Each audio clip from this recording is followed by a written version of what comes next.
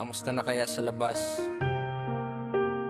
Kailan ko kaya muling makita ng liwanag?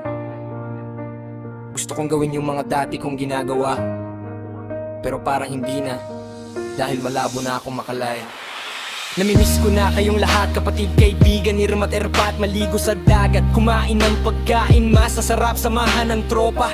Katahan sa kalsada habang may tagay sa lamesa, matulog sa malambot na kama, mamasyal sa luneta, malayang nakakagala papuntang ermita. Kumain sa labas na ikaw ang kasama, halik mo at yakap, sanay muli kong madama. Kailan kaya muli ka makasama, manood ng sine, ang paborito nating movie. Kahit anong gala pwede, laging kasama sa anumang okasyon, kasali sa bawat selebrasyon, Pasko, pista o maging bagong taon, kasamang mamasyal ang buong pamilya. Lahat ng iyan ay nami-miss ko na, nami-miss ko na. Hanggang kailan makakalaya sa kulungang hawla makawala? Nasaan hustisya sa mga tulad naming dukha?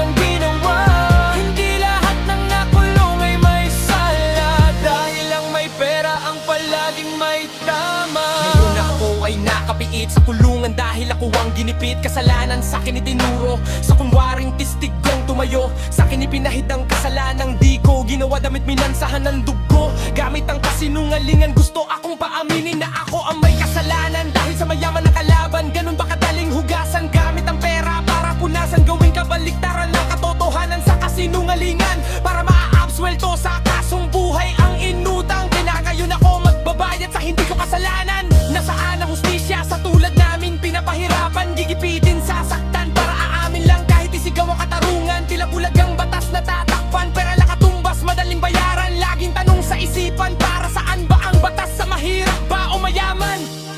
Ginawa ba para sa kanilang sarili lamang, o para sa dukha na walang kakayanan, para sarili ay depensahan?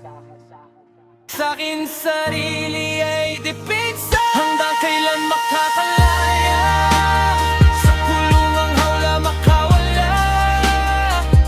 Nasaan ang hustisya sa mga tulad naming dukha? Dahil sa maling paratang kami ngayon ang nagdusa sa hindi namin kasalanang ginawa.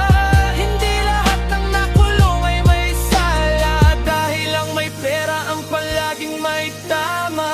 Tila wala ng pag-asa, ang kaso ay nasarado na, malamang ay nasuhulan, husgado ay binayaran, pader ay puno ng sulat sa mga araw na lumilipas. Sa bawat guhit, alaala ang katumbas. Kailan kaya makakalanghap ng sariwang hangin, malayang nakakalipat tulad ng ibong lawin, makakakita ng liwanag, muling maranasan na nasa labas, mamuhay ng tahimik, maglakad ng hindi nakabosas. Bukas, kailangan ko makalabas, nakahanda na lahat ng plano para sa pagtakakas. Kung kailangan gamitan ng dahas, sa pagbuka kong nararapat, masuliyak ang ulang may sakit kong anak. Sila'y iniwan ng kanilang ina, buhat nang ako sa kulungan nakapiit. Bakit ganito ang sinapit? Buhay na bigay ay kay pait. Ito ba ang kapalit ng asal ng taong mabait? Walang may alam kung ano ang mangyayari, bahala na kung mamatay o mahuli, dahil planado na ngayong gabi. Ito lagi itong tanong sa aking sarili.